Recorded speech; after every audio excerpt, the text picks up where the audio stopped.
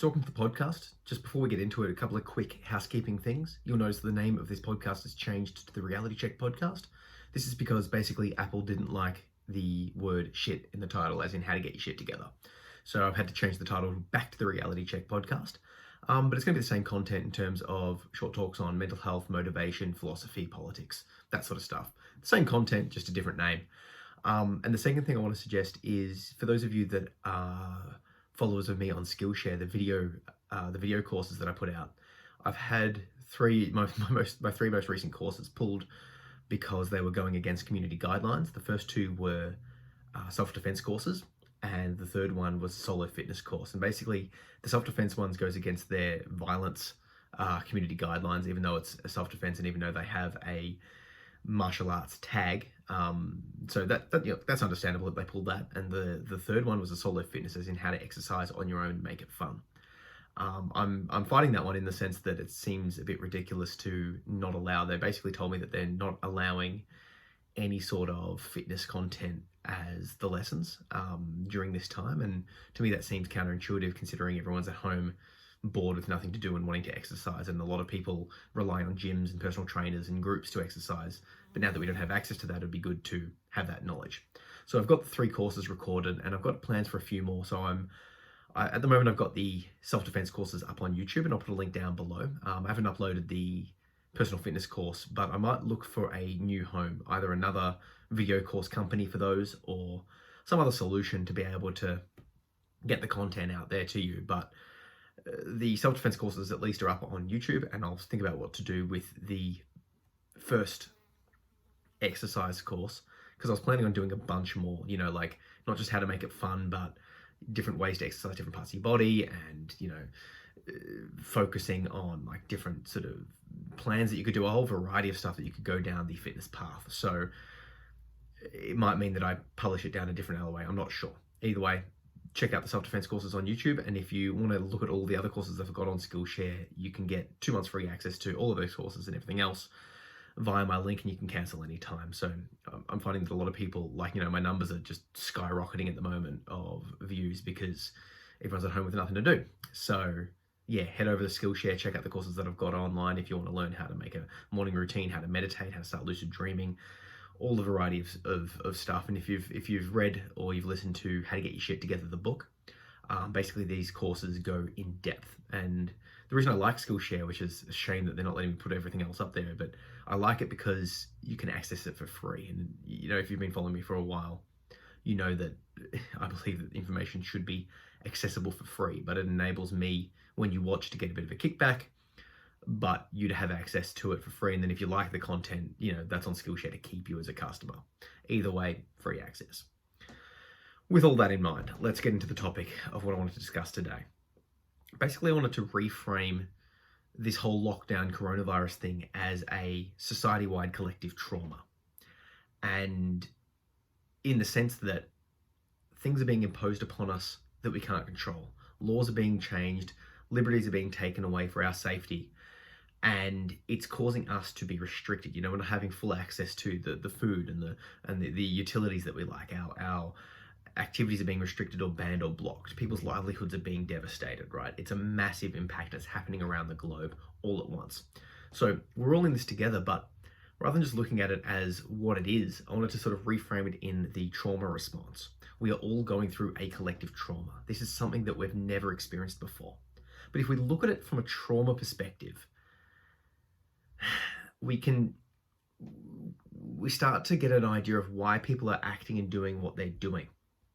Just to give a few examples, I've seen people on social media, both my followers and friends and a bunch of people, just, for lack of a better expression, going a little bit crazy. They're posting, going down, conspiratorial rabbit holes, or worrying about civil liberties being taken away, or complaining about all of these things, or posting stuff that to them seems like sarcasm, or to them seems like a joke, but everyone's jumping on them and attacking them, right? People are just not sure how to respond. When I look at the posts that people are doing, part of me goes, oh, how dare you? Oh, that's ridiculous. And I really want to sort of get into them. But then I step back and go, okay, my response to them is part of this trauma response. Their post initially is a part of this trauma response. So let's break this down. When something traumatic happens, we go into a different mental state. It's this survival mental state. It's this trying to understand why this is happening, what's happening, and we respond differently. Some people go to humor, some people fight back, some people withdraw. But regardless of the individual's response, we do know that they will have a response. We're all facing something new, and it's not likely to go away anytime soon. So we're afraid, we're unsure, we're confused, and there's different bits of information. We don't know where it's going to land. We're in this state of flux. And from that state of flux, we're going to be saying and talking and doing things that we might not necessarily do in normal life. So I've seen people's personalities change, their online presence, their online personalities, and in person as well. People are just changing in response to this trauma. The words and the actions that they're doing aren't to their normal, it's against their normal personality. It's different to what they would usually be doing. And I'm sure you're seeing this in your personal life and online. I've seen people that I know make a comment online and then have their Facebook friends just attack them. And either the initial comment was joking, or it was out of sorts, or it was in bad taste. But in a normal time, it seems like the people that would read it would be more forgiving. They wouldn't jump down the person's throat. They would recognize it, or they might do a DM and be like, hey, what's up, buddy? But now it seems everyone's tense. Everyone's worried. Everyone's anxious. Everyone's responding to trauma. So when they see this person saying or doing something that's a little bit odd or a little bit confusing or a little bit against their values, they attack them. Then that person responds back and it becomes this argument. But I can't help but thinking that if it was normal time, this whole thing wouldn't be happening. That initial comment might not have happened. And if it did, the responses back might not have happened as, vehemently angry. There's a lot of tension. So what does this mean that I'm doing? Well, I'm sort of tampering my responses. I see a lot of things now that I'm like, I wouldn't usually comment on, but people are just going a bit crazy. And it's like, oh, I just want to get involved and sort of, quote unquote, correct them. And then I'm like, no, that response, that what they're saying is probably part of this trauma response, and my response to them is part of the trauma response. So I hold back. Now, there is some suggestion that, conversation is good, in the sense that you've got this view that may or may not be right, and we have this dialogue and this conversation, and then we come to a mutual understanding. Now, ideally, that's what happens, right? Ideally, we can have this reasoned discussion and we come to a conclusion. The problem with the online medium is that if I post something and 10 people see that, now it becomes this multifaceted 10-person argument in which everyone's responding to everyone. It becomes this muddled, confusing mess, devolving into insults and blocking. I'm all for having the conversation. I'm all for having a nuanced conversation. But the problem with text-based communication online is, like I said, multiple people, but also you can't convey tone. I've seen so many people called out for saying something or, making a comment or joking, and, it's in, quote unquote bad taste. But if they had have delivered it in person, it might have got a chuckle or a laugh, but you can't convey tone or sarcasm through text-based communication. You just can't. And you can't communicate in real time. So if I say something offensive and you're reading that, it pops up 2 hours later and you're like, oh, how dare you? And you start responding back to me, misinterpreting my, quote unquote joke or comment or my back end reasoning. It becomes this delayed conversation with less tools. Okay, we have less tools to communicate when we're only using text-based communication. This is why Twitter is an absolute shitstorm. It is terrible. You go on there and you comment, and then there's just this stream of people commenting to everyone. It's a mess. Add to that the heightened general tension that we're in, and it makes sense why everyone is struggling. If you see someone saying or doing something online that you disagree with, or in general, in person, even beyond the coronavirus stuff, just in general life, I try to give people the benefit of the doubt. I try to assume that I'm wrong, in the sense that, let's say someone says something that's questionable, and I'm not sure, are they joking, are they not? I'll give them the benefit of the doubt. Is this person insulting me or not insulting me? If I can't tell, I'll just generally assume the best. And what that happens is that, in general for me, given my past, given all of the stuff that's happened, I've got this way of thinking that I'm a victim. You know, it's part of the complex post-traumatic stress disorder diagnosis, the BPD, whatever, right? I feel like people are attacking me. But because I know that I'm self-aware enough of my own diagnosis to know that, if there's any ambiguity, I assume it's me misinterpreting. Now, does that mean that I can continuously, constantly misinterpret things? Maybe. Does it mean that I could dig myself a hole? Maybe. I tend to look at it as a long-term trend though. In the moment, I'll assume that it's me, and then over the long term, I'll correct. Now, if I'm always finding that I'm, quote, misinterpreting someone, and someone's always seeming to attack me, but I'm putting it back on me, and that's happening over and over and over again, I'll distance myself from that person, right? Because either I'm wrong and they are attacking me, or I'm just not quite gelling with that person. Either way, we separate. So let's apply this concept back to what's happening now.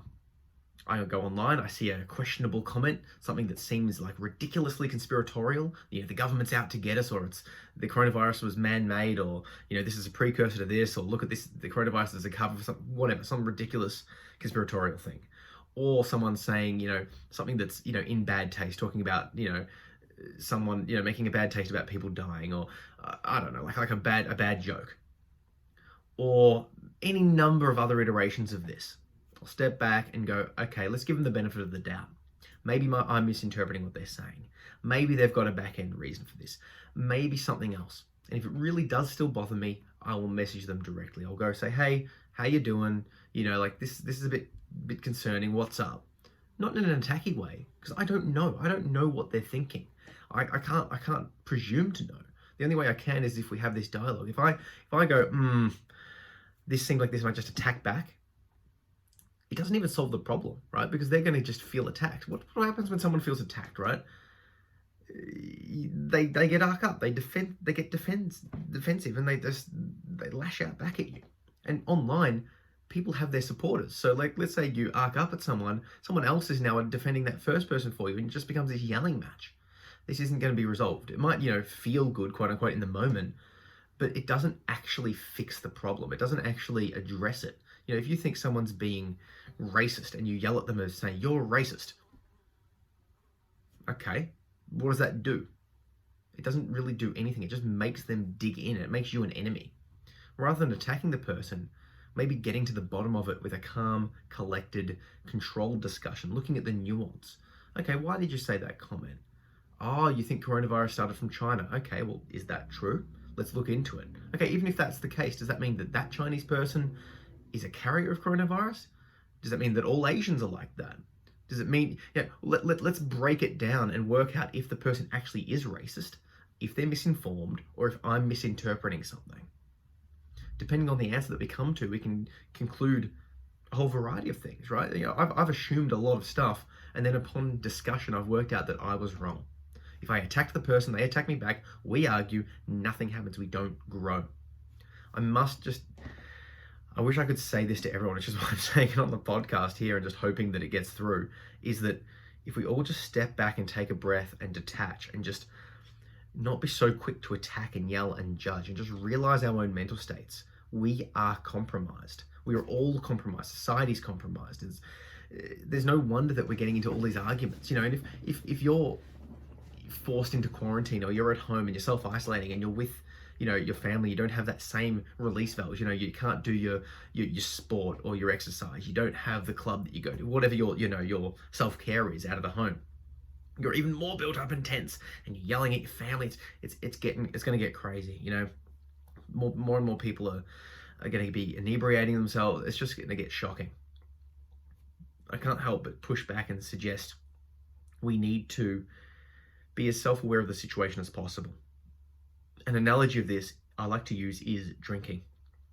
If you've been drinking, right, if you're like literally drinking some alcohol or smoking marijuana or taking drugs or anything, right, part of you knows that you are inebriating yourself, right? And depending on the drug, it will have different effects. But if you're drinking, you know that certain things are going to change, right? Part of you knows I'm getting drunk right now. So you make allowances for that. You might think to yourself, oh, I'm drunk, I'm going to not drive. Oh, I've taken some mushrooms, these trippy, you know, or acid, right? The psychedelics that I'm seeing aren't really there. It's an impact of the drug. Like, part of you knows that you're inebriating yourself, right? I knew someone, years ago, like 10, 15 years ago, that used to be heavily into psychedelics. And when he took psychedelics, he lost the ability to remember that he'd taken it. And that would cause him to have some bad trips, some really nice ones, but also some bad ones. So what he would do was write acid on his arm or mushrooms on his arm, right? The idea being that when he was inebriated, he would see it and go, and it would remind him, i.e. he was planning for a future state and taking action to prevent it. If you know that you drink and you drink so much and you want to drive, right? Before you have what you drink, you go, I'm drinking today, I'm going to give my keys to someone, preempting the idea that you're going to drink and drive. So let's apply this analogy to us now. We know we're in a state of trauma. We know we're unsure. We know that we're struggling with it. We're anxious, that we're agitated, that we're angry, right? We know that this is happening. Let's take some preventative steps when we're interacting with people. Step back, give people the benefit of the doubt, and just be a bit more collective and understanding of our own mental states. If I see myself getting angry, I check into myself. I don't attack the other person, at least not initially, right? My default is to go, okay, what's happening in my mind? Why am I feeling so overwhelmed? What is causing this aggression? What's causing these heightened emotions? I step back and look. Now, if I step back and look and I'm like, yeah, it's because this guy's like about to physically assault me, then my response might be, I'm going to protect myself with physical actions. But if I check into myself and go, why am I so angry? And I go, okay, it's because I've been cooped up at home for ages and I can't exercise, right? My regular routine is out. I had an argument with my missus. I am inebriated, whatever it is, right? If I look back and determine that it's on me, then my anger is not warranted to be projected outwards. The hard part of all of this is to do it in the moment. In the moment when you get angry, it's very easy for me to say this from a detached perspective, calm right now, and go, oh, hey, when you're angry, stop, think about it. It's an act of practice. You have to practice this because it's a hard battle. But if you just go, I'm feeling something, just take a mental step back. This is why I value meditation so much. It gives you the ability to, you're here and your thoughts are here and you see them going past. Now, when you're angry, upset, the thoughts are super close and they're like, it feels like you are your thoughts. But the more you meditate, the more you step back, the more ability you get to detach from them. This isn't to say I don't get angry or pulled by emotion or all that sort of stuff. I do. And it's a constant battle to address that, right? But you can very much take the actions to improve your ability and to your chances to step back from it. Because, like, if we look at the alcohol analogy, right? There's a real problem here in the sense that when you're drinking, when you're inebriating yourself, when you're smoking marijuana, whatever you're doing, the thing that is judging, your attention is itself getting drunk. So there's a risk here. There's a risk that, the more you drink, the less you can judge your own drunkenness, because the thing judging the drunkenness is itself drunk. This is why you think you're far less drunk than what you are. I've known people to be pulled over for drink driving and they're like, I'm sober, but then they do the breath scan and they're way over. It's because the thing judging the drunkenness is drunk. The thing judging your anger, the thing judging your reaction to these people posting online, to your friends, is itself impacted. We are going through a trauma response. This is unlike anything we've faced.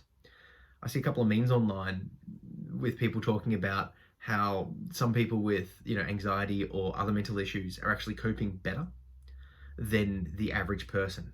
And I think it's because we've already got the coping skills in place to deal with big changing events. We've already got the self-care in place, the structures, the way, the self-therapy, the psychologists and the psychiatrists. We've got, our world has been turned upside down before. If you've had a history of past trauma, if you've dealt with mental illness and issues and all of that sort of stuff, it hasn't happened on this global scale before, but you've dealt with this mental tumult, this inner issues, as well as external uncertainty. So you're not facing this impact is new, but it's similar enough to the other things that your inner coping skills can help you to manage. Whereas people that have had general mental health their whole life might be looking at this going, oh my God, what the hell do I do now? I'm stuck with my mind, I'm trapped at home.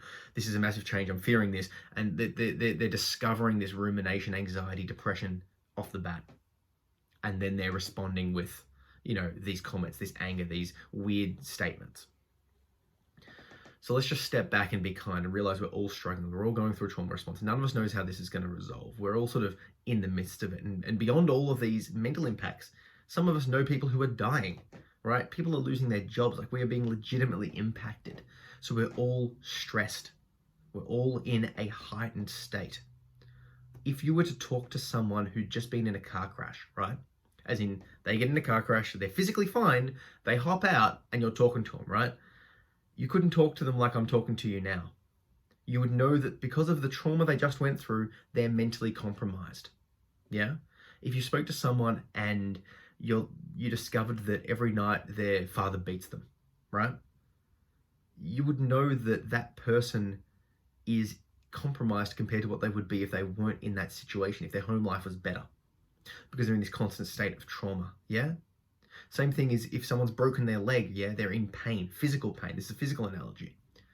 Trying to talk to them about in a regular conversation is going to be very hard, if not impossible, because they're in pain, right? So let's all consider that we're all dealing with low-level trauma that isn't going to go away for quite a long time.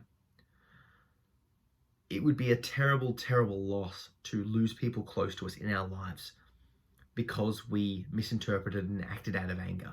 It'd be a terrible loss to withdraw even more, online than we have to.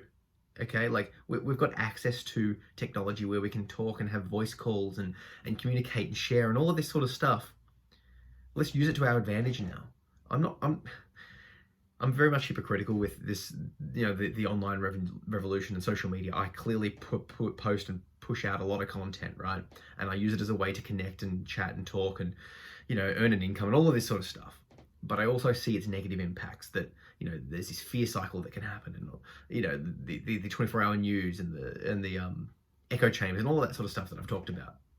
But right now, if you're at home and, you're on your own or, you're with your family, but you used to have a massive social life, use the technology and let's just be a little bit more forgiving. Let's just be a little bit more caring to people that are going through what we're all going through. We're in a state of trauma, we're in a state of compromise, and we're struggling.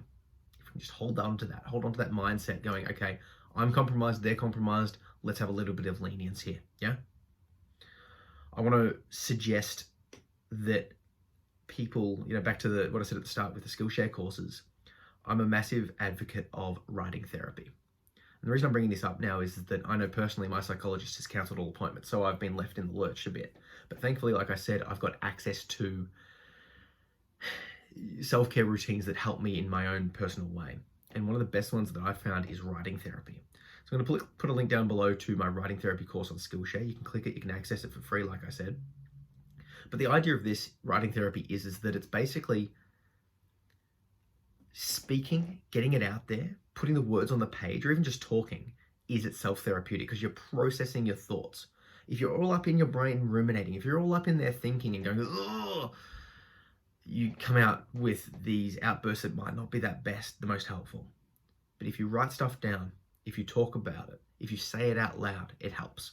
So I use writing therapy as a way to process my thoughts. This can be projected in multiple ways: journaling, in writing out a narrative, in doing poetry.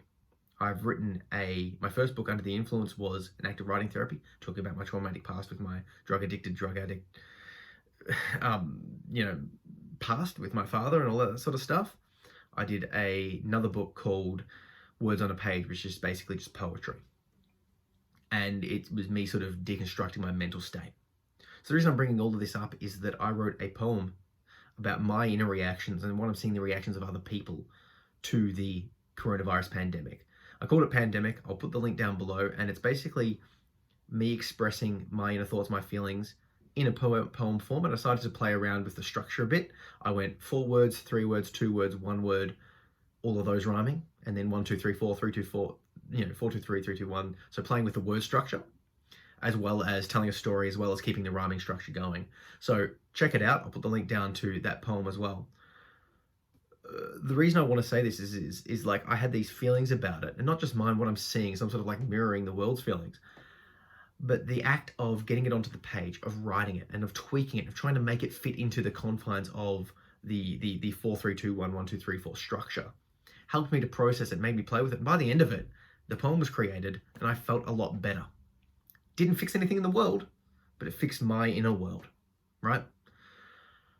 The other thing about all of this is, like, I share everything I'm doing. I'm quite an open book, obviously. But you don't have to be. The page is great. The page listens. You write down, you can burn it, you can throw it out, you can look at it, you can do a whole bunch of other stuff. So I must encourage you to check out the Skillshare course on writing therapy, because I go through the process of what I do, a few different processes, along with examples. And I think that given this time, it'd be good to start. You've got a pen, you've got some paper, just start writing and start feeling better. If you check out that course and you want some more information about it, or you want to talk to me about it, connect with me, message me on social, whatever, and just be like, hey, this is what I've done, or this is how I'm going with this. What do you think? We can talk about the method that I use. I love it. And given the current world situation, it's good for us to all have tools. So like I said, in summary, yeah, let's just recognize that we're in a collective trauma state. Let's be a little bit more lenient, and let's move towards self-care and that writing therapy approach. Check it out, guys.